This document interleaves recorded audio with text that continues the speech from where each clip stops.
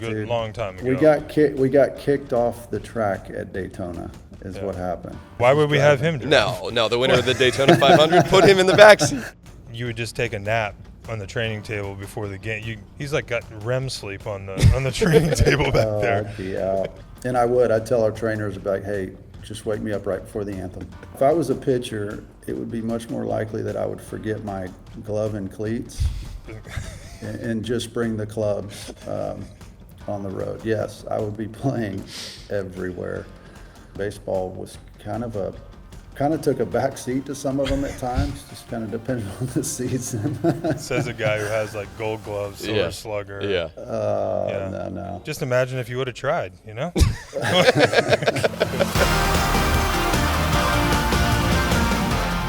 What's up, everybody? Welcome back to the 11th Inning Podcast. I'm Dan Kolko. This is Ryan Zimmerman. Zim, how we doing? Doing good, bud. How are you? Doing great. Back at the yard, recording a pod. Got some games coming up at home. We got a good long home stretch. I think I want to say 16 of the next 19 over the course of after the Nationals got back from the West Coast are at home. Something like that. So it's a good long stretch for these boys to get settled in here at the yard. It's always good to be able to unpack and do laundry and not have to put it right back in your suitcase. Yeah. They've got like 4 West Coast trips this year. So always nice to go out west, but always good to get back and playing some good ball and get in front of the home crowd. The weather's starting to warm up. Yep. Going to be a beautiful time for some baseball. No doubt. We have Adam LaRoche that's going to join us on our podcast today. We'll have some great conversation with him, a former teammate, Zim, of yours, and just an all-around fascinating guy with a lot of stories to tell. Yeah, I think we were talking, and basically one of the most undercover, most interesting people that I ever played with for sure, and I think I could go out on a limb and just say maybe in baseball. But we'll have some good conversation with him, and it'll be a lot of fun. Yeah, looking forward to it. So what do you got? You got anything good for me? Yeah, I got something good. I got a really good month of baseball. I got the Nationals in May having a winning month, 15-12 in the month of May, as we put the finishing touches on that and tie a bow on it and kind of look back on all that happened in the month of May and some really good individual stuff. But I think most importantly, Zim, and you've talked about a team learning how to win and learning what it means to be a winning team. And this is only since the rebuild, reboot, whatever you want to call it. This was only the National second winning month. It's been, a tough stretch here as we've tried to build up the minor league system and build up these young prospects and get to a point where winning baseball can happen at the big league level again. So going 15-12 in a month where you were playing a lot of really talented teams, even some teams like the Diamondbacks that are currently below 500, I mean, that team is loaded with talent. The Orioles loaded with talent. The Braves the same.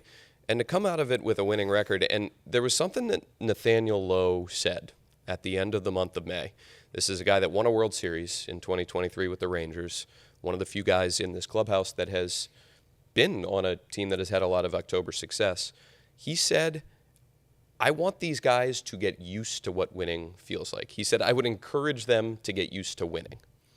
And that kind of struck a chord with me because I think if you come up and winning is not the expectation or it's not the norm, I'm not saying this has been the case, but it feels like it can be the case where guys show up on a daily basis and maybe have things that, I don't want to say they prioritize over winning, but things that cloud their mind a little bit and make winning not the sole focus, whether it's their individual performance or trying to earn a contract or trying to, accomplish something else. And establishing a winning culture and making it known that this is what the expectation is, I think is really important. And I'm pretty sure you feel the same. Yeah, and I'll take it a step further. I think, one thing that always reminds me when say winning is get used to winning, it reminds me of Bull Durham when he says, winning is like a lot better than losing. Yeah.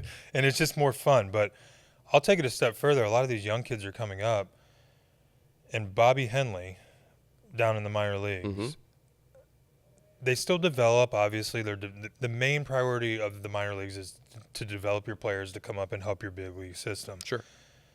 But they are really, truly emphasizing winning in our minor league system over the last, 4 or 5 years, to the point where we've had some teams win their league's championship. And they said, a lot of teams, they'll move guys up. They'll do, and we do that as well. But Bobby wants these guys to win in the minor leagues and learn what it takes to be a team and go through good times and bad times. And now you're starting to see those kids come up here. And they're talented, obviously. They're talented enough to be here. But like Nathaniel Lowe is saying, you have to learn how to win. And I think it's huge that we're calling all these young guys up. And a lot of teams, when they call young guys up, they expect it to be a little bumpy. Mm-hmm. They expect there to be a learning curve. I mean, I don't want to get ahead of the game, but we're winning with these young kids as soon as we call them up. Yeah. And there's still going to be some good patches, some bad patches. I'm not going to say we're going to go crazy and take off from here, but a winning month, doing little things right, people starting to learn what it takes to win, people starting to work together. These things really matter when you're starting to build a culture and build a core group of guys. And you can have the most talented guys in the world. I always say this. That's why baseball is the best. One person can't make your team take your team to the playoffs. And I'd say it all the time, and I feel bad, but Mike Trout's played hardly any playoff baseball. Not his fault. One of the best players in the game for a decade. Yep. You have to have a team of guys that know how to win, and more importantly, know how to win together. And I think that's what this group is learning. And I give credit to Davey, too. I mean, Davey's managed every type of team. 90-something win team, World Series team that's lost 90, a team with young guys, a team with veteran guys. He gets these kids to play the right way, to play hard, and to play together. And I'll give Riz cred too, man. If someone's not the right fit or someone's not the right person, and they move on from that person and they bring someone up. It's not easy to do those things, and both of those guys are a big part of why I think we're starting to take that next step, along with obviously the most important part, which is the players. And there's no doubt about it. One winning month does not guarantee anything. And what makes success in this game is consistency and building off of a 15-12 month and doing it again. And, it's not easy to win consistently at the highest level in the sport. But it's a sign that things are turning and that people have reason to be optimistic about what we're going to see in the short term and long term. Well, you're not going to sneak up on anybody anymore either, which is good. That's where you want to be. You don't want to be the team that everyone looks at and be like, 3 games against them, that's where we're going to get right. You want to be the team on the schedule where they say, oh man, we got to go play this team. They got a bunch of young guys that play hard. They got some pitchers that come after you. It's not going to be an easy series. That's what you want to be, and I think that's what we're turning into. Mm-hmm. And I always say it's been fun to watch, but it's just cool to see the evolution of these young players, and Davey and Riz lead them, and guys like Nathaniel Lowe, Josh Bell, Trevor Williams, guys that might not always stick out on the stat sheet, but their leadership and their just teaching these guys how to be professionals, I think shouldn't be lost in all of this. Cool. All right. Zim, what do you got this week? What do I got? I got a chance to do a couple really cool charity events over the last week or so. Carl Alzner, an old Cap that lives around here, and he had his second annual charity softball game. Yeah. Which him and his wife do great work for a bunch of different groups around the area. But it's a bunch of hockey guys. Me, Oshie, Backstrom. Strom was out there this year. Nice. Michael, and then you have some professional. They get 2 professional slow pitch softball guys that come out every year that are on each team, and they hit for each team. But more importantly, they pitch for each team, because I don't think people understand how hard it is to actually throw a slow pitch softball for strikes. Yeah. But what I do have, I played 7 innings of slow pitch softball. And I think we all go out there with like this, oh, we're just going to like 65% it. And we all get out there and the competitive juices kick in. And Osh and Backy were the captains. Okay. So they did like a live draft. Friends of the podcast. Yes, friends of the podcast. They did like a live draft where they go back and forth and they pick their teams. And Oshie's team won last year and they won again this year. But I just, after playing 7 innings of slow pitch softball, I played some shortstop, I played some left center field because you have rovers and things like that. I can say it was not easy to get out of bed the next morning. So when everyone says, oh, you look like you could still play, and I always say looks can be deceiving, like it's definitely correct. I can barely play 7 innings of slow pitch softball. At least you still look like you can play, though. You got that going for you. I appreciate that. I'll take that as a win. Yeah. But another cool thing they do is they let all the kids be involved. So Nice. all my kids got a jersey. Like anyone else who wants to bring their kids out, they do like a home run derby sort of thing where the kids can go in the outfield. Adam Eaton came in town for it. Oh, great. So it's just a great event. It's right at the Capital One Park right there in Tyson's.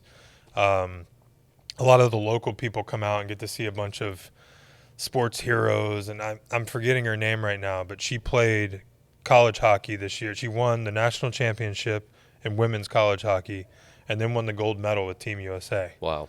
So we were all like, and then she won, they had a skills competition. She won that and her team won. I'm like, All she does is win. best win. I think there's a song. Song that I've heard it explains once that. or twice. So, shout out to the Alzner Foundation for having me and my family, but just great work by them. And then the second event, Heather and I got to go to, which I'd never been to. We represented the Nationals at the USO Gala. Nice. And you talk about just an inspiring evening. Being around some of the military brass that was there, and then each department of the military, Navy, Marines, Coast Guard, Space Force, Reserves or Air Guard, like I'm sure I'm missing one or two there. They honor a serviceman or a servicewoman of the year from each division. And then someone from that division, a high-ranking person, comes and tells their story and talks about what that department does. And it was just inspiring to see what these people do. Obviously volunteering to serve. A lot of these are really bright people that could probably do anything they want in the private sector or go to any school that they wanted to. And they choose to go and do this service for us, to protect us, to go abroad, to do things. So I think it was just a humbling night. And I think it was an honor just to be a part of it. I got to go up and introduce a video and kind of do an award. It was at the Anthem down at the Wharf. So one of the coolest things that I've done in my time in D.C. Oh, wow. Heather and I both left there like, holy cow, like we'll come back next year and get a table and bring some friends, because it truly was inspiring to see what these people do on a daily basis and to get to meet some of their family. So pretty cool couple of charity events that I got to go to and be a part of. And, like I said, why I think D.C. is one of the coolest places in the world to live. You get to do things like this and that you can't do anywhere else. That's awesome. I would tell some cool stories about what I've done over the last week, but it's really just been watching Nationals baseball and talking about it on television. So that's not as thrilling. But a pretty good week to do that, That's too. right. That's right. And some decent cities. No doubt. Yeah. All right. Good stuff. We got more good stuff coming up. Welcome back to the 11th Inning Podcast with Dan Kolko and Ryan Zimmerman. I am Dan Kolko. He is Ryan Zimmerman. And joining us is Adam LaRoche, former National, good friend of Zim, friend of the program, friend of so many people here in D.C. Roche joining us here on the podcast. How you doing, buddy? I'm great, man. It's good to be here. Appreciate the invite.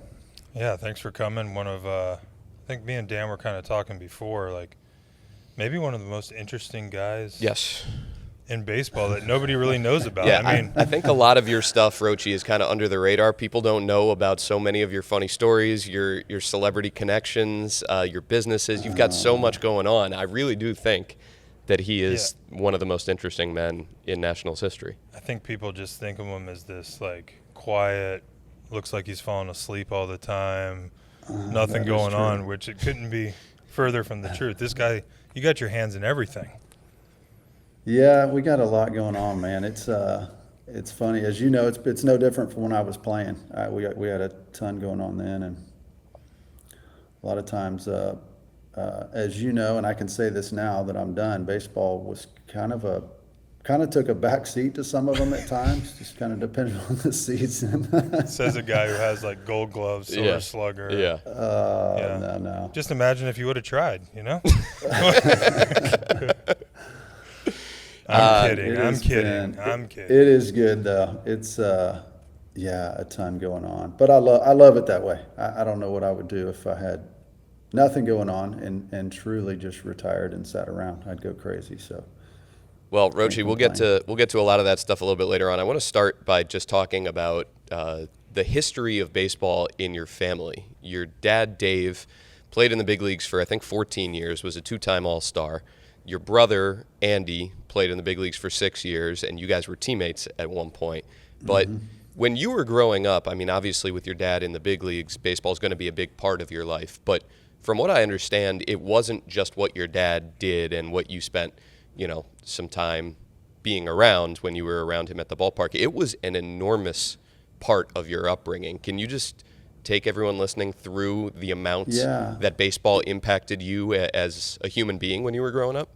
yeah, man, it was a lot of the work we do now with the military, obviously. So it's interesting just hearing those guys kind of path through the military and their kids, especially guys that served, and just the amount of different homes and schools that we lived in growing up, which was totally normal for us because we didn't know anything else. I think I counted it up one time. I think I went to like 13 or 14 different schools, and I don't know how many different homes.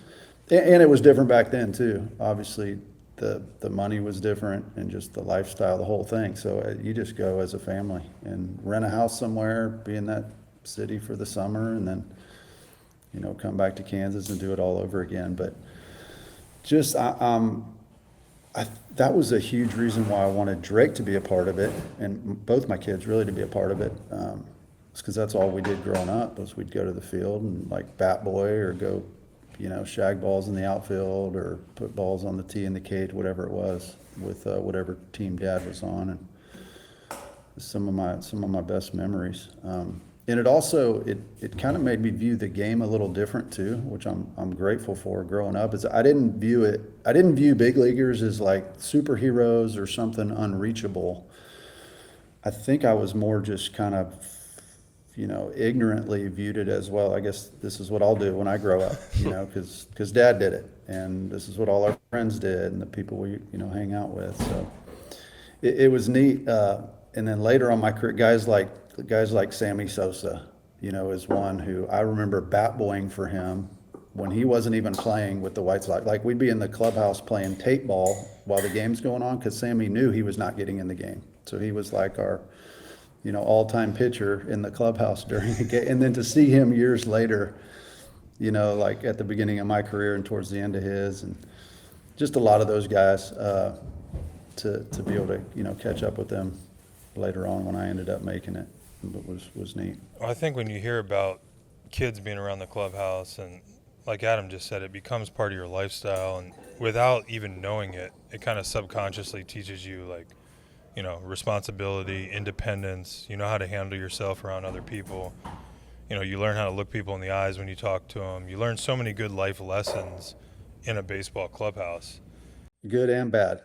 Good and bad, clubhouse. but you're gonna learn the bad ones somewhere. You might as well learn them, when you're with your dad. So That's right. I think it's so cool that you got to do that with Drake. And we were talking about how, having Drake around. I mean, how many years was Drake? What ages was Drake there? Part of it. I'm trying to remember. Do you remember what years it was? I mean, he was young. Yeah. He was young. Because he started a little bit. He started before I got to DC. I think the year before. Yep. Starting to hang out and kind of understand the clubhouse and learn, how to handle himself there. And so, I mean, he was 9 or 10. Yeah. Before I came over. And Roche, I mentioned that your dad, Dave, was a big leaguer for a long time. he was a pitcher, despite the fact that you and your brother made the big leagues as position players. You came up not just hitting and playing defense, but also pitching as well. And I believe that there was kind of a point where you could have chosen to go professional as a pitcher. Is that right? Yeah. So I got drafted out of high school as a pitcher, and then 1 year out of junior college as a pitcher. And just loved pitching. I just wasn't ready to give up hitting yet. So I wanted to ride that out as long as I could. So I would beg every manager, Zim, you know this, to let me pitch in a big league game, and nobody would ever allow it until my last year. Finally, Robin Ventura let me pitch an inning. And the best part about that is I've always told pitchers how easy their job is. They golf for 4 days, and you go, throw a few pitches, and then you're done. And so that whole year, obviously I'm telling all our pitchers that they've got it made, and anybody can do that. So I know when I went out to pitch that they were absolutely rooting against me, and had a total lucky inning, had a 1-2-3 easy inning, got a punch out. And then to be able to go back into the dugout and, basically look at the pitchers like, Yeah, that's what's easy. the big deal? Yeah. Like, literally anybody can do this. It drove them nuts. So that might have been one of the highlights of my career, is to be able to come back in and announce that to the guys. Did you mix in a lalab? No, and dude, that is one of my biggest regrets. It didn't even cross my mind. So tell people listening what the lalab is. Yeah, so Dad, and I think it was towards the end of his career. I think he was maybe with the Yankees, and he just started messing around with the bullpen. It's a curveball that goes like 20 feet in the air. So if you just look up lalab or ephus, you'll see. So he threw it kind of as a joke in the game one time, and I think got a swing and miss or something. So then it just kind of became part of his arsenal. But yeah, literally it would go, 20 feet in the air, like slow pitch softball, and it just kind of became a thing.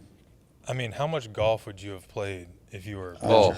I mean, you played, because you've played golf a day of a game, correct? Have you played in the morning? Yeah. Yeah. Okay. So you're willing to do it as a position player. You would have been, for those who don't know, Roche is... He's a stick.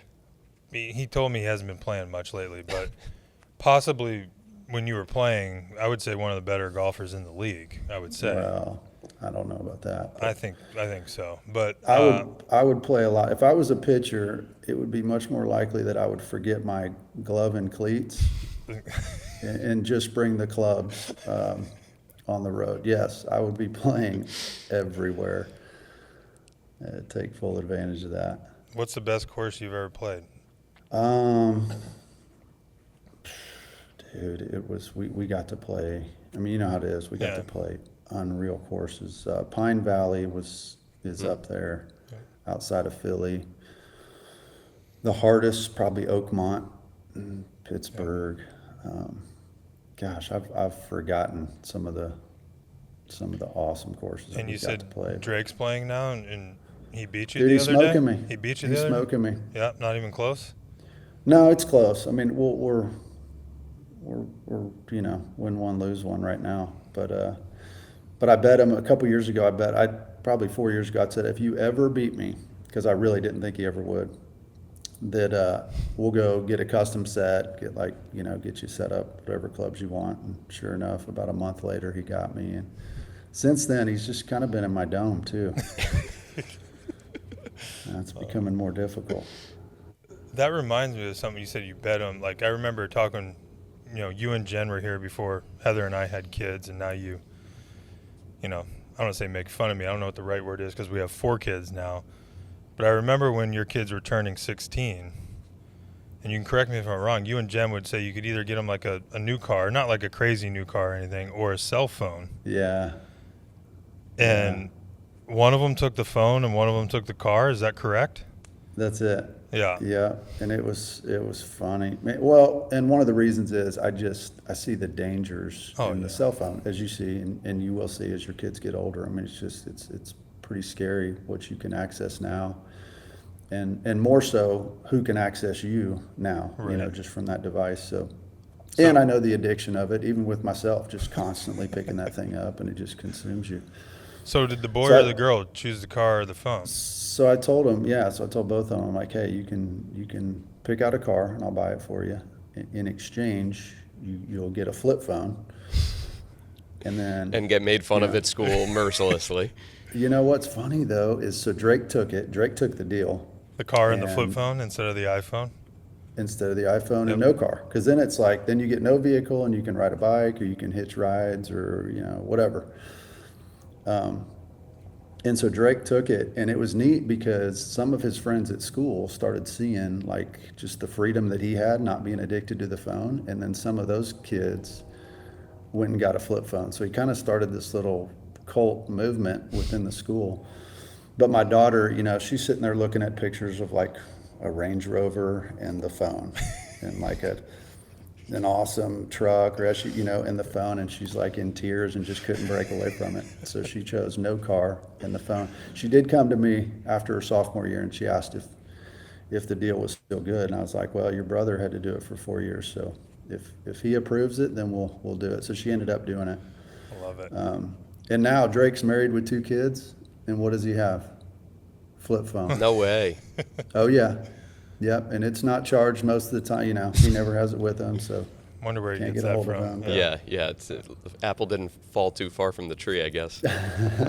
That kind of gets me to something that I wanted to ask you about, Roche. Is you've been open, and you were open when you were here in DC about your ADD and how it kind of created some challenges for you. And Zim has some funny stories, not poking too much fun at you, but some funny stories that we can get into. But this was something that you really had to work through in a legitimate way throughout the course of your professional career. Is that right?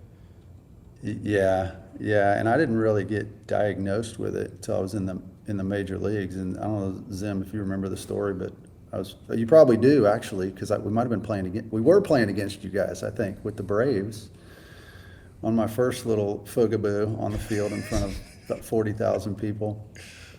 And I just totally fell asleep on a play.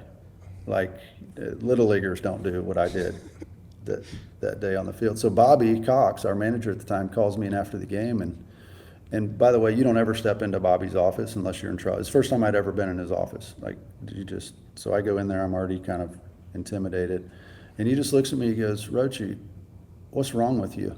I said, Bobby, I don't know. Next day he had a psychologist or shrink, somebody in there to meet with me, and Well, is this the play? Is this the one where you're in the field? Yeah, like a swinging bun or something, right? Yep. And I come charging in, and I get it, and I'm about 3 feet from the baseline at first base, so I could have easily just tagged the runner. And man, I just turn around. I think there's guys on base, and I just turn around and walk, like slowly walk to first base, and the runner runs right by me. I mean, he pretty much hits my shoulder, like runs right by me, beats me to the base. Who was and the then pitcher? Obviously, I look around, and our whole team's looking at me like, what did you just do? I didn't know. I mean, I just like totally spaced out. Do you remember who the pitcher was? No, I'll have to you look probably it up. do. I don't remember, but I remember another. And like I said, we're not making fun of you here. This is just like. Dude, I don't care. I think we're safe space. Yeah, and Yeah. I can tell stories for days about Roche. Just about, this guy is one of the best first basemen I've ever seen. Sweetest swing, left-handed. You would just take a nap on the training table before the game. You come in from BP, get fully dressed at like 5 p.m. for the game, go back, Just lay on go the to training sleep. table, and just be like, hey, guys, just someone wake me up at like, I don't know, like 6:45. For a 7 o'clock game. He'd go down to the cage, take a few swings. So he went out prepared. He wasn't unprepared. Right. Take a few swings, throw a few balls like into the net, and then go to first base and just rake and be Yeah. one of the smoothest first basemen I've ever seen. Dude, I don't know what it was. Yeah, I just had to get that nap in. And I'd tell our trainers, I'd be like, hey, just wake me up right before the anthem. Yeah. As long as I'm out for the anthem, I'm good. Yep. Yeah, it was pretty fun to watch, actually. You see all these, and it's crazy now. You see these kids. I say kids, makes me whatever. I'm not that old, but they swing so much now, Roche. It's unbelievable. Really? I mean, there's guys that swing probably 500 times a day, Oh my God. and it's just how they do it. I'm not saying it's right or wrong, but I feel like if we would have swung that much, we probably would have injured ourselves. But they come in hit before BP, go hit BP. Sometimes they'll come in right after BP, and then they come down before the game and swing more. And this guy just took like a legit, not like a quick 15, 20-minute power nap. Like hour and a half. He's like got REM sleep on the training table back there. I'd be out. Yeah, Dude. and then just wake up and just go down and go 2 for 4 and drive in 100 runs. And there's something to be said about it. Well, you know Schnitt, right? Yeah. Brian Schnitt. Yep. So he's my manager in Myrtle Beach back in '02, I don't know, whatever year it was. And I started kind of napping then, and he couldn't handle it. He would lose his mind, come in, wake me up, kick me out of the training room. Then I'd go find like a closet to hide in. He'd find me in there, wake me up, put me in the cage or whatever. He'd bring Red Bulls in. Like then it started. Every day he'd bring a Red Bull in, put it in my locker, and just hated that I took naps. So a few years ago, I go see him in Atlanta, get a tour of the new clubhouse. What do I see in the new clubhouse? A napping room. A nap room. Yeah. You were just ahead of your time, bro. That's exactly what I told him. That's exactly what I told him. Most interesting man right here. Yeah. Starting trends without even knowing it. And I was going to say now Snit, I feel like, is the complete opposite. When I went and talked to him when That's he was right. here, because he was the third base coach for the Braves for all those years when I was playing third, and I got to know him pretty well. Because, I talked to the third base coach, I talked to a lot of people on the field, and he was one of my favorites. I mean, you talk about just a good human being. But it seems like now the way he manages, it's more laid back.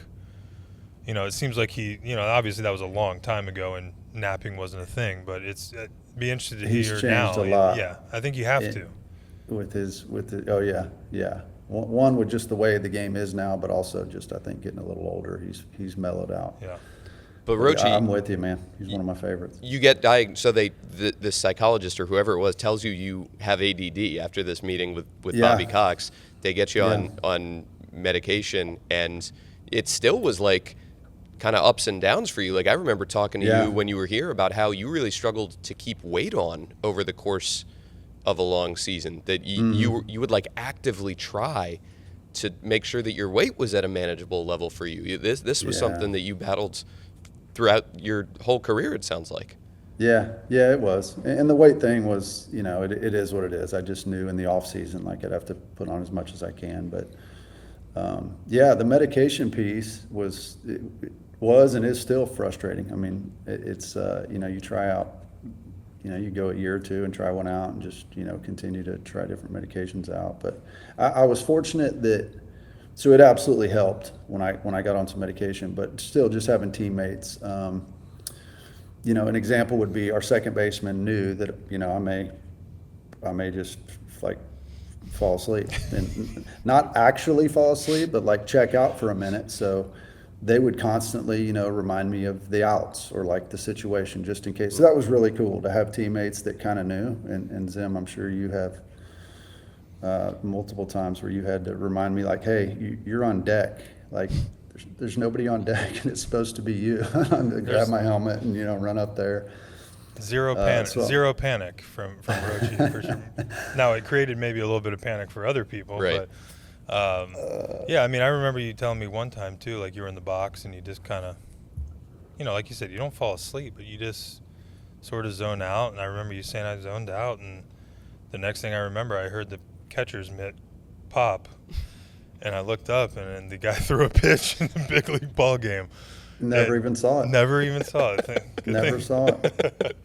Yeah, I'm glad it wasn't at me. Well, But that low-key nature, though, that the ADD was kind of a factor in, allowed you, at least from an outsider's perspective, to be the ball player that you were. That, like, we would come talk to you after tough losses, playoff losses, or talk to you after great games. And I always talk with Zim about how ball players try and be the same guy every day, and Ryan did a pretty good job at it. You, more than Ryan anyone did a else, phenomenal job at it. he did. But I would say that you, more than anyone else I've ever been around, were the same, regardless. Like, you were just steady Eddie, and that was just the guy that you were. Well, I think too, and we've talked about this, and I think Roche does an excellent job of kind of knowing life and baseball and where it starts and where it ends. And listen, we all love baseball. We were lucky enough to do it for a long time and have a career in it. But, I have family stuff that I have always thought is more important. Mm-hmm. Roche has stuff, I think his priorities were in line. So it helps when baseball is not do or die. And I'm not saying that's the right way to go about it or the wrong way, but just in my experiences, I think the people who sort of have baseball where it should be end up having, I don't want to say better careers, but probably more enjoyable careers because I would agree. You enjoy the good times a whole heck of a lot more because you're not worried so much about what's next. And then you learn from the mistakes or the failures. They probably don't hit as hard. Yeah, you have to learn from the mistakes and the failures in baseball or you'll get released. Yeah. I mean, it's performance based. But I think being able to shrug those off and get those out of your memory and focus on the successes and the triumphs, I think Roche did a good job of that in baseball, and I would say did a great job of it off the field as well. Like we talked about with all his stuff that he's done. And just the way, like I said, I didn't have kids yet. I watched him and Jen. Like, they were such a good family. I think a lot of us looked up to you guys with the way you raised your kids, the way you had things prioritized. And it was just, I don't know if I've ever told you that. It was just fun to watch as a young man. Not really there in that part of my life yet, but to be like, hey, you can do all this stuff and still have a family. And Roche would still have fun, too. So he was... He gave me hope. So, and now here I am, 4 kids later. Thanks for saying that, bud. And I couldn't agree more with baseball, especially as a position player, because you fail all the time. I mean, you're one of the best hitters I ever played with. You failed a lot. I mean, if you take that, if baseball is all you have and that's your identity and that's just consumes you, it's going to be a roller coaster of a season and a career.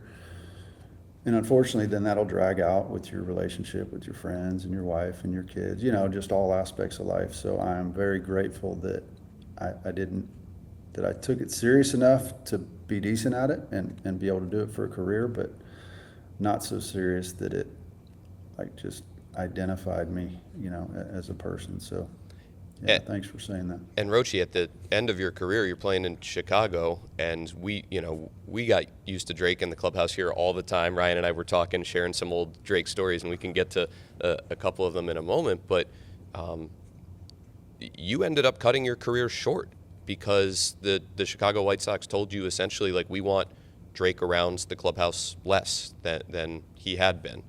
And you retired. You walked away from a good amount of money and the game that you had grown up playing and played professionally for a bunch of years.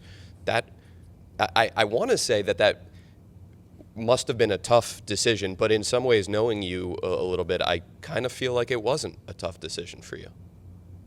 Yeah, it really wasn't.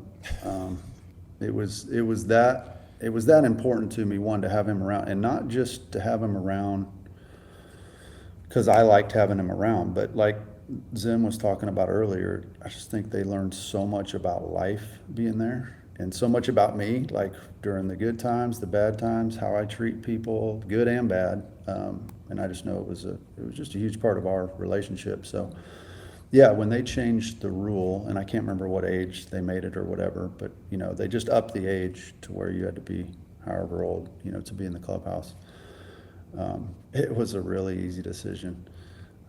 But honestly, there was a trip before that to Thailand, and we don't have to get into it, but I went to Thailand with a group that does counter-human trafficking work, and some stuff I saw over there just crushed me the off season before that. So I already came into that spring training thinking, man, I can't believe after what I've just seen and experienced with some of these like just really young kids and some of the stuff that's happening, I can't believe I'm going to go play a game when I think we can, I think I can affect this and do something about it. So the whole thing with Drake that also made it easier, is because I was already having kind of weird feelings about going back and playing another season after the trip over to Thailand. I think the thing with Drake was just more confirmation from the Lord that like it's time, it's time to step away and dive into something else. I have no animosity towards the White Sox, and I mean that. And I think it worked out great. Yeah, I mean, I think we've talked about it, and I just said too how you're such a good family man, and you're doing this from your farm out there. I think you said about 6th generation for the farm out there. Yeah, which is sure pretty cool. And I don't think a lot of people know that. I don't think a lot of people know about the restaurants that you do. I don't think. Well, I guess a good amount of people probably know about Buck Commander and Duck Commander and all that stuff. But what do you like most, or what's your most favorite like venture you've gotten into with that? I mean, you have the restaurants in Steamboat, you have a restaurant in Nashville, you do the farming, you do the hunting. I mean, you love them all. So I guess you don't have to tell us which one. Which one do you have the most fun with? The most fun would be Buck Commander, just because, and you've been around all those guys. I mean, it's just a blast getting 7 or 8 guys around each other, and it's honestly, it's kind of like the clubhouse atmosphere. And as a player, I don't miss the games. We're fine, or what you miss is just the stories that we're talking about and the stuff that you would probably never see, and the rain delays and the card games, just all the stuff in the clubhouse and the guys.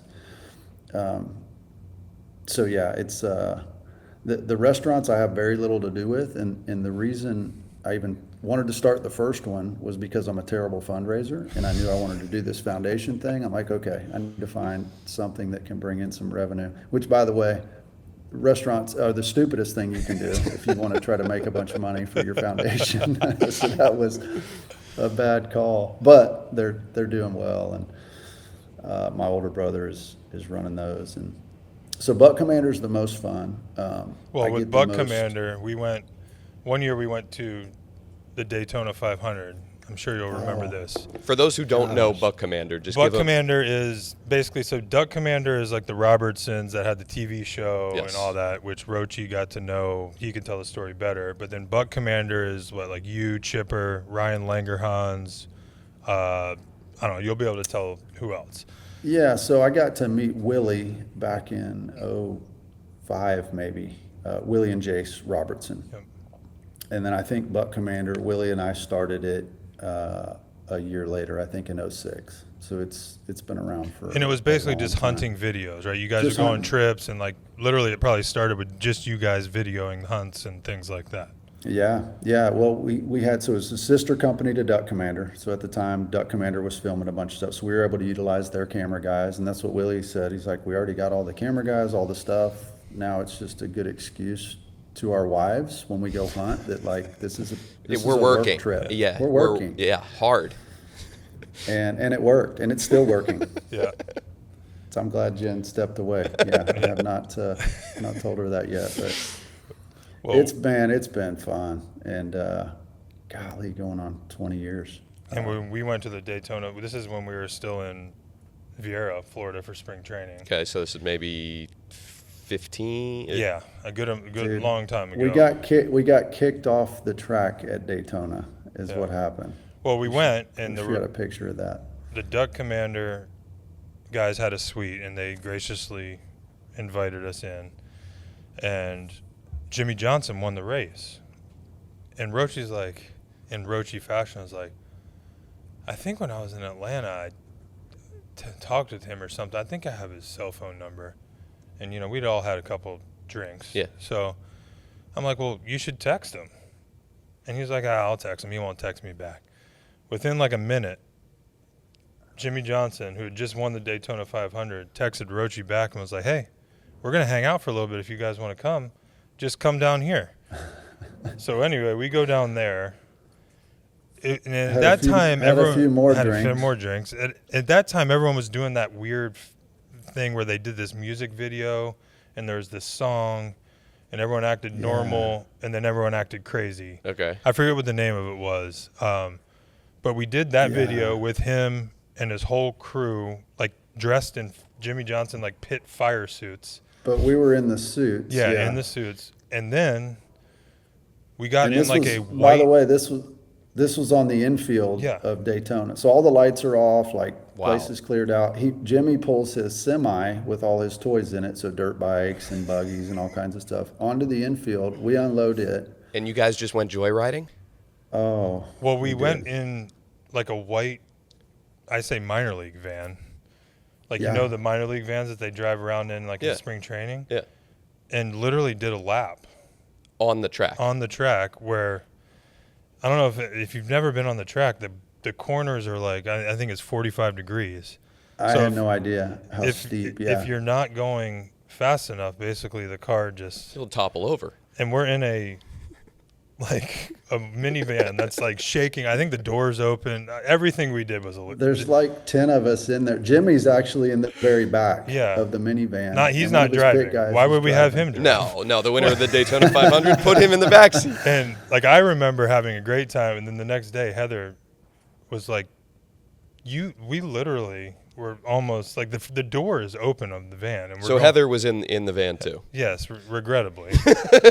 She's like, I don't understand why I'm with you idiots right now. Like I should like. She was probably ready to go home like 3 hours ago, which would have been the correct decision. But You know who else I think was there? Wasn't Worth there? I think Worth was with us. Yep. Checks yeah. out.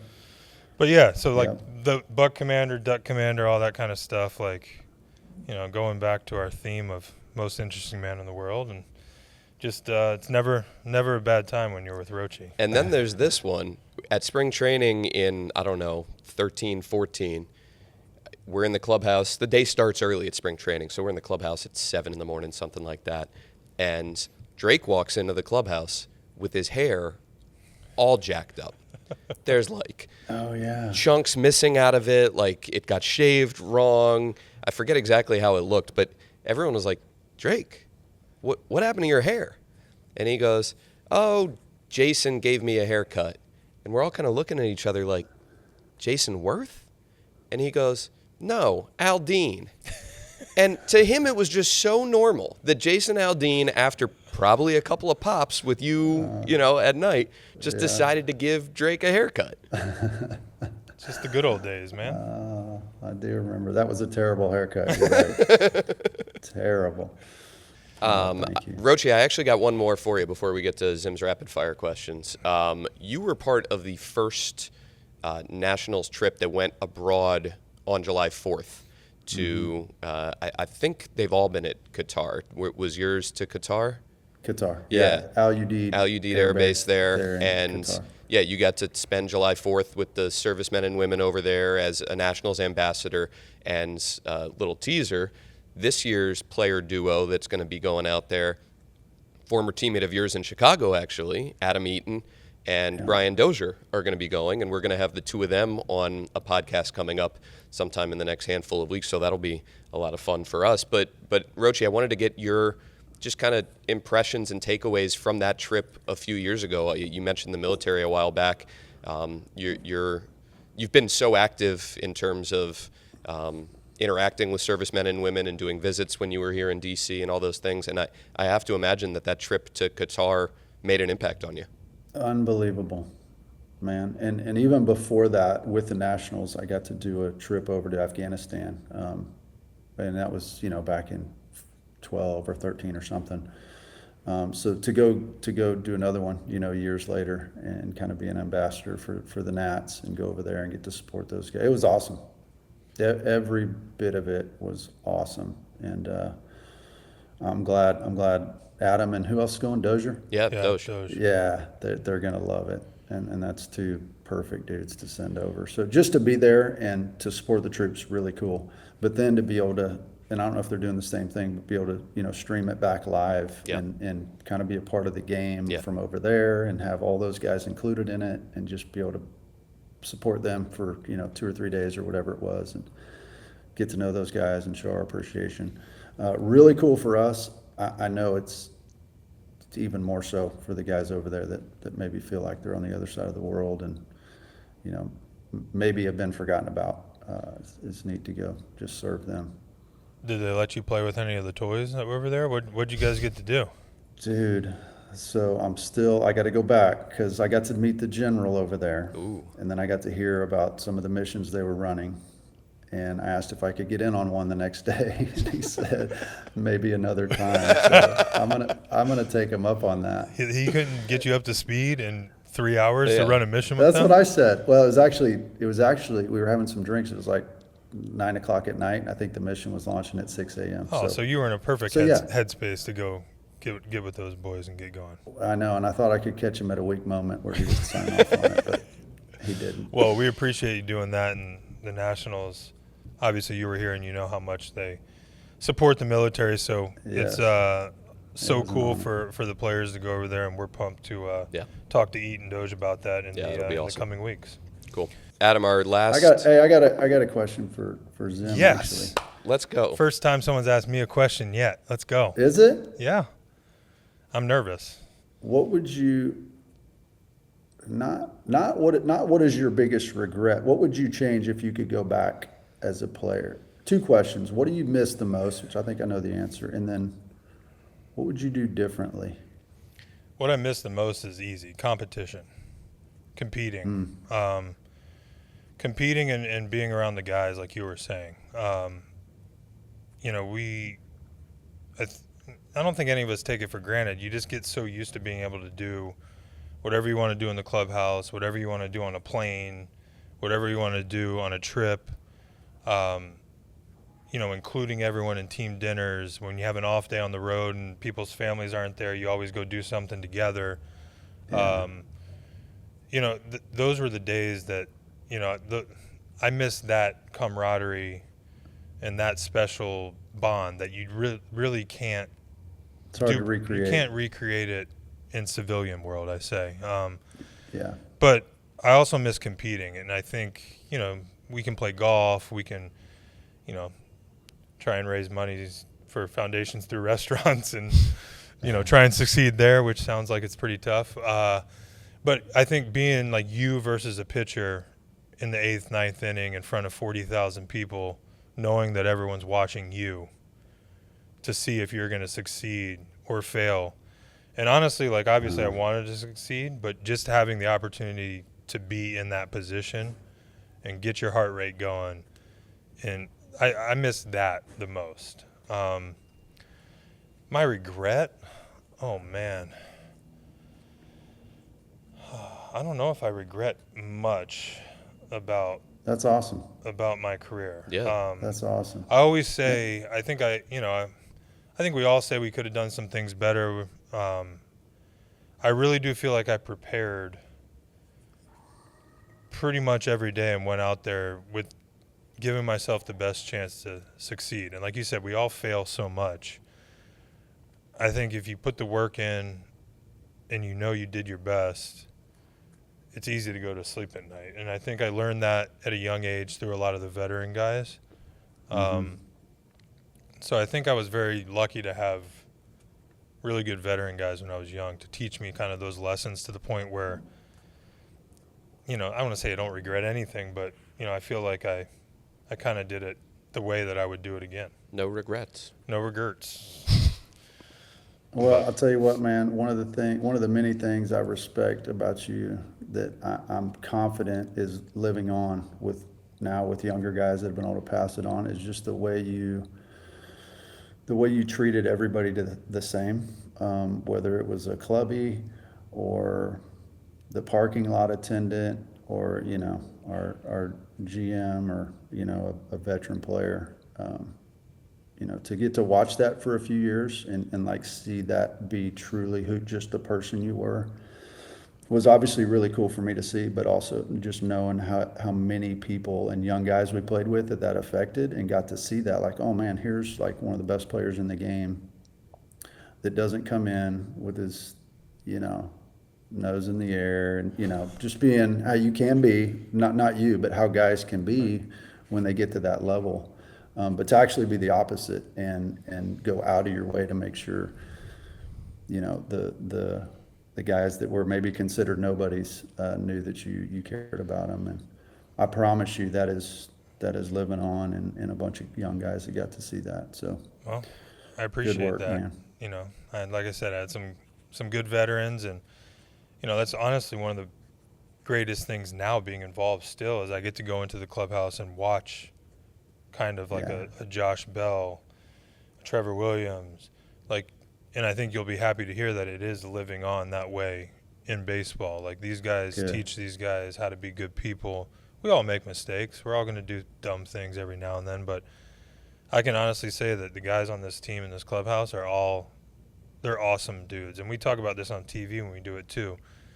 You know, it's fun to watch these young players. It's fun to watch their talents on the field, but it's even more fun when you know that they're like just good guys Yeah. and they work. Yeah. Which for me in this game, you have to work. You have to continually evolve. You have to continually get better. But I appreciate you saying that. I knew we had this guy on for a reason today. Just to say nice things. Just to about it. say nice things, but I appreciate it, and you know you were a part of that, even if you don't think you were. But All right, Rochi, we'll get you out of here. We do the last little bit of every interview segment that we do here on the podcast. We call them 5 walk-off questions from Mr. Walk-Off. So Zim's gonna get Yes, he is. you with a few here before we say goodbye. they're not too hard, and I kept them I hope especially not. simple for you, just because I know how you are. So Thank you, buddy. yeah, I got you. First one I ask everybody: what's a motto that you live life by, or how do you go about your daily business? What do you teach your kids? What has made you successful in your life? Treat people the way you want to be treated. Love it. That was a big one from my dad. He said Really? it's one of the simplest things. And I think it's funny. You were saying how I treated, like, my parents from day one said it's really simple. If you wouldn't do that if you don't want someone to do that to you, why would you do it to someone else? And it Yeah. makes perfect sense. And we could probably use a little bit more of that in the world right now. But I love these simple ones. We had last week, George Will was our guest, and he said, do it now. So these easy, right to the point, treat people like you want to be treated is, gosh, I love that. And similar to what Scott Van Pelt told us his motto was, which is treat normal people like they're superstars and treat superstars like they're normal people. There you go. Yeah. I love There it, you Richard. go. All right, we talked a bunch about all your famous friends, and Kolko thinks I have a bunch of famous people in my phone. You're on a different level than me. Who is the most famous person in your phone?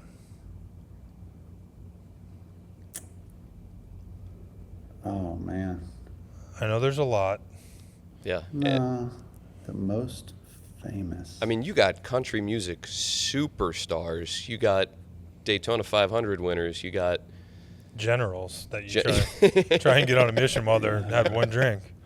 Well, I'll say this, not to brag, and I'll back it up. So probably Trump Jr.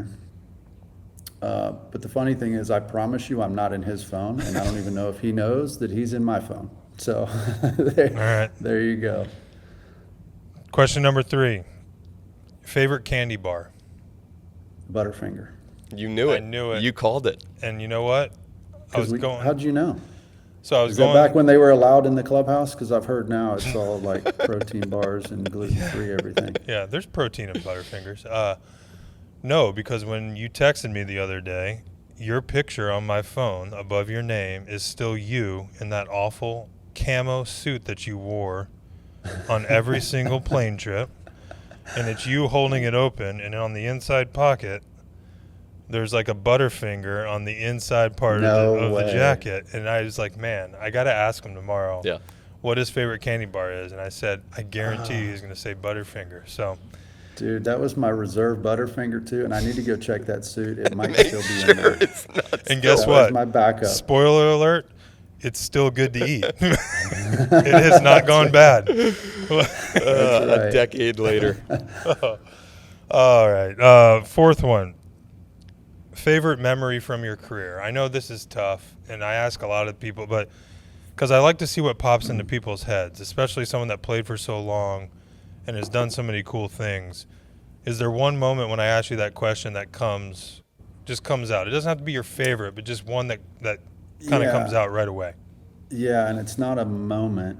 It's just I think just a series of events. And I would say this on any show. This is not because this is a Nats show, but probably coming into DC when the town really wasn't fully bought into the Nats yet, right? Like you guys had the new stadium, but anyway, hadn't had a really good season. Ryan says it all the time. We're getting there. We all grew up together. I mean, we missed a whole generation of fans. You know, the team was gone for a whole generation. We all started over together. I think that's why it's so special what we've built here. So I don't think you need to apologize for that. Yeah. The team wasn't good, and the fan base was still growing. I think that's okay.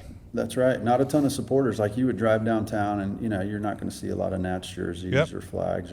So then, fast forward a year or two, and the transformation of the city into like a true baseball city. To be there for part of that, and to be a small part of that, and get to see it was unbelievable. And I still, like, when you say best memory or whatever, you think like a home run or one thing. That is the first thing that pops into my head, is just seeing the change of DC and the fan base, and being able to be a part of that. That's awesome. And last but not least, everyone's favorite. What is your go-to karaoke song? It's Eminem.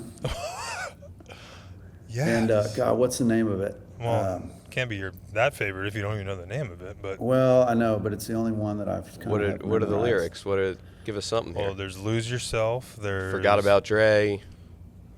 First of all, I'm just. It's Lose Yourself. Yep. It's Lose Yourself. And no, I won't do it right now, but I'll send you a recording. Perfect. Mo and I did it a couple months ago. I love it. I'll shoot it over to you. I would have to say Eminem was not on the bingo card for a lot of that's people. not what I had. That's why I love that question. Yep. It's great. Well, Rochi, thanks for joining us, man. Great catching up with you. Man. We're going to see you here at the ballpark on Father's Day. You're coming into town with a couple other Nats alums, so we're going to see you face to face, and we're excited about that. But thanks for taking some time with us here on the podcast and catching up. Anytime, fellas. Thanks, Great to see y'all. Rochi. Love you, buddy. You're the best, man. Hey, If you that too. Butterfinger's in your suit, bring it with you. Yeah, we can we could chop it up, share it. I will. All right, buddy. I love you. I'll talk to you Guys. soon, man. See you, bud. All right, fellas. Take care. Welcome back to the 11th Inning Podcast with Kolko and Zim. Good stuff with Rochi and Zim. Let's now get to the mailbag. You can send in your questions, as always, to 11th.inning@nationals.com. That's 11th.inning@nationals.com. Thank you for all your fantastic comments, questions, your feedback. It's been great. We've loved reading everything. We really are getting a ton from you guys, so we really appreciate it. We got a bunch that are good this week. We're going to start with one from Bob from Virginia, who starts off his email by saying, "My go-to karaoke song is Werewolves of London by Warren Zevon." Which is a great song, by the way. It's a great song, and I think Bob has just started something new here on the 11th Inning Podcast. What do you think? Yeah, I think he's correct. I think everyone who writes in an email with a question has to sign off, so-and-so from where, this is my go-to karaoke song. Boom. Bob, you just started a new tradition. We appreciate it. Congratulations. Anytime you send in an email, a comment, give us your go-to karaoke song. We'll drop those in as well. So, Zim, he has a question for you. How does your game day change when you're the designated hitter in the lineup that day? Is it a welcome break, or does it mess with your routines? I love the podcast, and go Nats. Right. Well, so I think a lot of teams are basically, they have a DH. So, like, now that this has been a thing for a little while, people are actually just DHs. They can obviously play a position if needed, but a lot of them come to a team and that's their job. Josh Bell, for example. Yeah. But as like a position player, getting the DH as a day off, you definitely, at least when I did, I wouldn't take ground balls that day. You'd maybe do a little bit more treatment in the training room. Mm-hmm. A lot of time you do ground balls early before BP, so you're not having balls flying around everywhere. So you can kind of push your day back a little bit. For me, it was great. It was like having a day off, but you still got to play in the game. Some people don't like being DH. I mean, if you think about it too, it makes sense. The first couple of times I did it, I didn't know really what to do. I remember David Ortiz always talked about he would ride the bike, but you can get into like a bad habit of going down to the cage and taking like 100 swings. Because I mean, say you're hitting third or fourth, you hit in the first inning, you might not hit again for a half an hour. Yeah. So you don't just sit on the bench. Especially, I mean, in the summer you can sit on the bench; it's hot, but if it's early in the season or late in the season, it could be cold. So you kind of have to find your routine of, do you go down in the cage? And what I ended up doing is I ended up treating it as, later in my career, like if I was a bench guy that day. I would just know when I was coming up to hit. So if I knew I was going to hit the next inning as a bench guy, I would go through my routine. And, as a DH, I would kind of do that, but not try and do it too much. You can't do it 4 times because then all of a sudden you've taken 150 swings during the game. So to answer your question, I think I enjoyed it as an everyday player because it is like a day off, but you can still contribute. But some people have different routines. Some people don't like it at all. Some people hate to DH. And from a mental standpoint as well, if you're playing in the field, you have a number of ways to impact the game in a positive way to help your team. If you go 0 for 4 as the DH and you didn't move a runner, you didn't drive a guy in, you probably are wearing that a little bit. I think it takes a special person to do that and be able to say, I'm not going to help in the field, but there's going to be days where I go 0 for 4 or 3 strikeouts, and that's just part of the gig. Like it's okay. So it's I think everyone assumes that DH is easy. You just show up and you hit, where I think there's a lot more levels to it than people know. Good stuff. Next question from Ron Lilly, who says, Dan Zim, fellow fightin' Blue Hen grad here. Appreciate you, Ron. He says, enjoying the pod so far. Zim, keep up the fine work with the humiliating and embarrassing Kolko banter. Here's to fruit. 2 questions from Ron, who asks, is the strike zone 2 or 3-dimensional? I ask as I'm confused about what a backdoor slider is. Can a pitch cross home plate from the side or skirt the back corner of the plate? Or must any pitch called a strike cross the actual front of home plate? So I'll let you explain the actual 2D or 3D. I'll try and explain backdoor, go for it, front door sort of stuff. So as hitters, as I face like a lefty, like back door means like for me visually, it's got to start like out there. So I don't think technically it's really like coming. It's not coming around the plate. It's more the visual that the ball starts like moving kind of away from the hitter and then comes back door. Whereas like when you're a left-handed hitter and a righty is throwing a good sinker, they call it front door because it starts at you and then comes in like this. So it's more of I think backdoor, front door is more thought of as the visual from the hitter's perspective, like where I need the ball to start, back door, front door, and that's just kind of for that. But I'll let you have a better idea of the strike zone. So in terms of the 2 and 3-dimensional component of this, Ron, this is where things get interesting. Currently, the strike zone is 2-dimensional. The ball crosses the plate, it's called a strike or it's called a ball. What Major League Baseball is planning on implementing, reportedly, now this might happen in 2027, no confirmation there yet, but the new ABS system where people can challenge strike calls, that will be a 3-dimensional strike zone because what they have determined is they're going to set the midpoint of the plate. If you think about the flat edge of the plate to the back tip, you split that in half, and the middle part of the plate from back to front is going to be the judgment point of whether a ball gets the bottom of the zone, gets the top of the zone. So it will be 3-dimensional once they institute the new ABS system, because when they were first rolling out this technology, Zim and I, you were talking about this, there would be pitches that would cross the plate at the very bottom of the zone, and by the time it got to the hitter or gave the hitter a chance to fire off a swing, it was maybe, midpoint of the shin,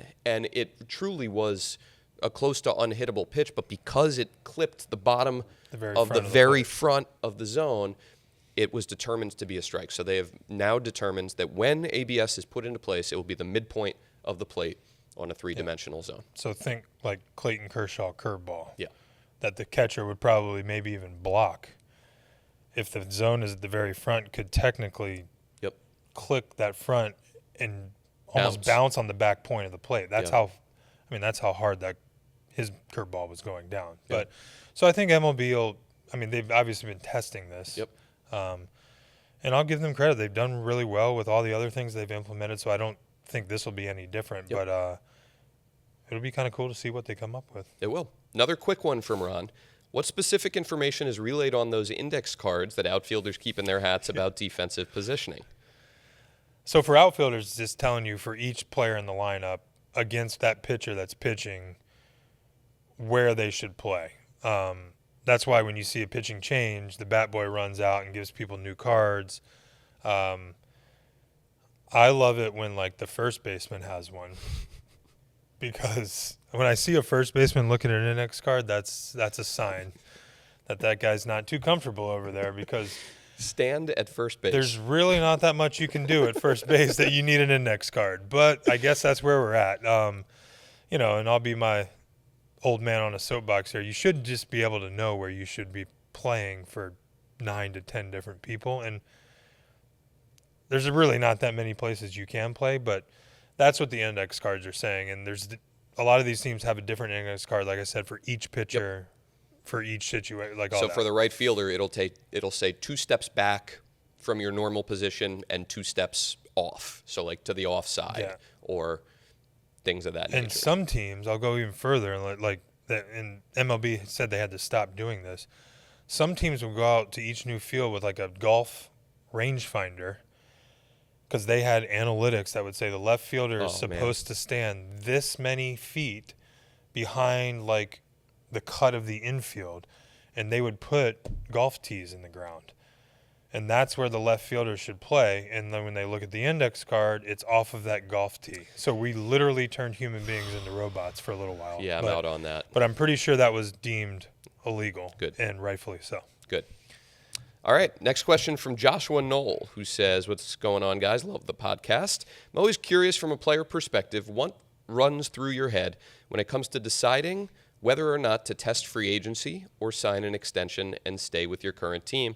Selfishly, I always hate to see players leave the Nats organization, and it can be a bit upsetting from the fan perspective. Zim, did you ever consider leaving DC? And if so, why or why not did you decide to stay? Well, I'll start off by saying it's every player's right to do whatever they want. First of all, it's really hard to get to free agency. You have to play 6 years in the big leagues after playing your minor league career. Your first 3 years, you play with no negotiation power at all. So you're playing under the league minimum, which I understand is still It's a good it's a salary. good salary. But a lot of these guys, their first 3 years are wildly overperforming that salary. So then you go years 4, 5, and 6 where you're able to go to arbitration, where you basically say, this is what I think I'm worth this year. The team says this is what we think you're worth. You either kind of agree or get to a certain number, or you go to an arbitration hearing where 3 people hear the hearing, and one side wins and one side loses. So it's kind of risky to do that. So that's the system. What goes through your mind? I think, your risk reward of, on the player's side is, if you stay healthy, you can obviously earn more if you make it to free agency.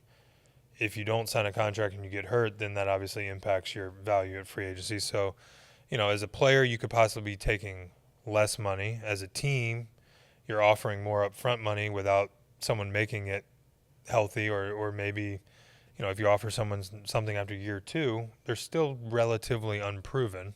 So you're taking a chance. So there's all sorts of variables that go in it. I think for me, and what I've told other players that have asked me this same question, is each case is completely different than the other. This is your career. It's your family you have to worry about.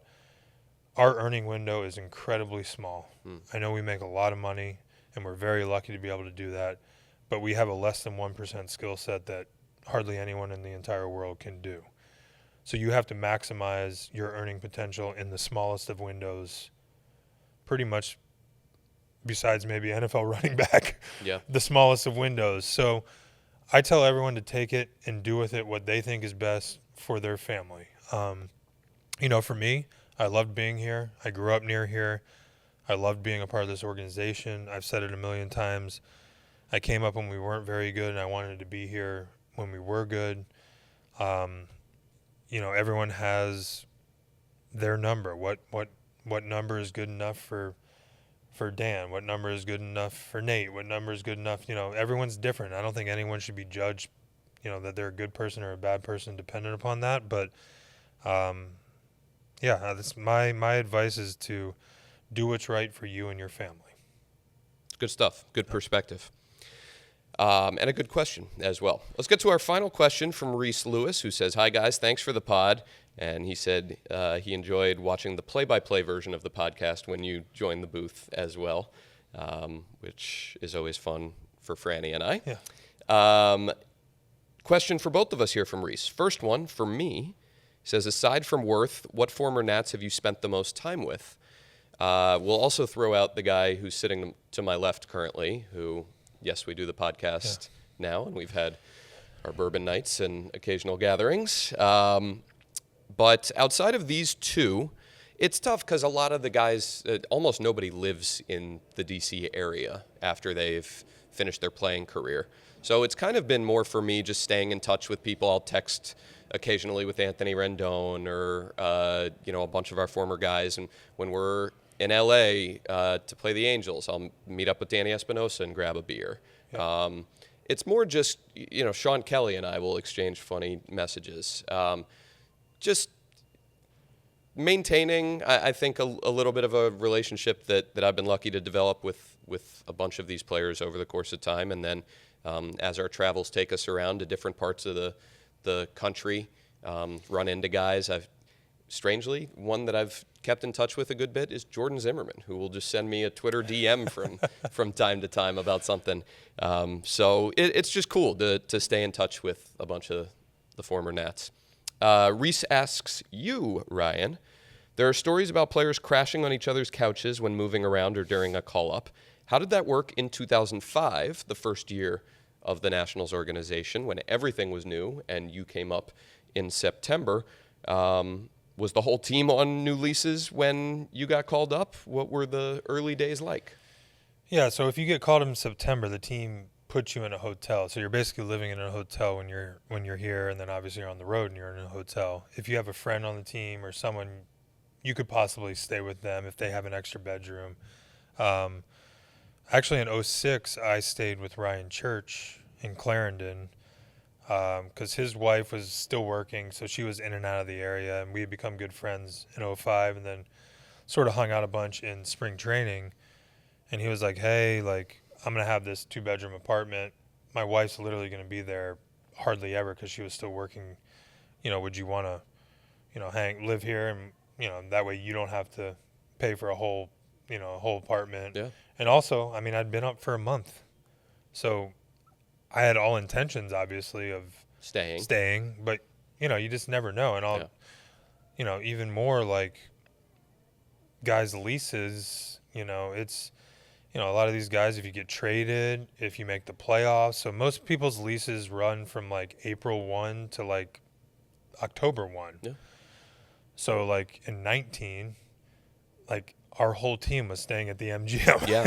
Yes. Everyone's lease had expired. Yeah, which was good and bad. I would argue more for the good. But so there's a lot of things like this that people don't really know. It's not, if you have a 4 or 5 year deal, a lot of guys will just buy a house around here just because, you obviously have the money to buy a house, but why would you rent for 5 years and just throw money down the drain when you can buy a house and in this area in 4 or 5 years, you're probably gonna be able to sell it for more than you bought it anyway. But, that's for the people who have a multi-year contract. For a 1 year deal, this is another thing that these guys have to deal with. You have to, get a contract where you can have, outs if I get traded, because imagine getting, cut or released or sent down, and your contract's not guaranteed. You now have a lease where you're supposed to be playing. You're paying. It happens all the time. So these are things that the non-glamorous side of Major League Baseball, which is, I know it's hard to say non-glamorous, but professional sports have. It's tough on these guys sometimes. It's not all pros. There are some cons as well. Yeah, and we sign up for it, and we all get through it. But great question. I Yeah. like these questions have been great. The amount of emails we're getting each week is exciting and encouraging for us. So Keep them coming. we appreciate you guys taking the time, and keep them coming. And now keep them coming with your go-to karaoke song at the end. I love it. Yeah, keep sending those questions. If you get our podcasts on Apple Podcasts, please leave us a review there. And thanks for listening, everybody. Another good one in the books. We'll be back in a couple weeks. Thanks to our executive producer, Wendy Bailey, our producer and editor, Nate Baker, and Olivia Taylor, our editor as well. Ryan, we'll talk to everybody in a couple weeks. Another one in the books. Good job. Take care. Good job, team. See you in a couple weeks.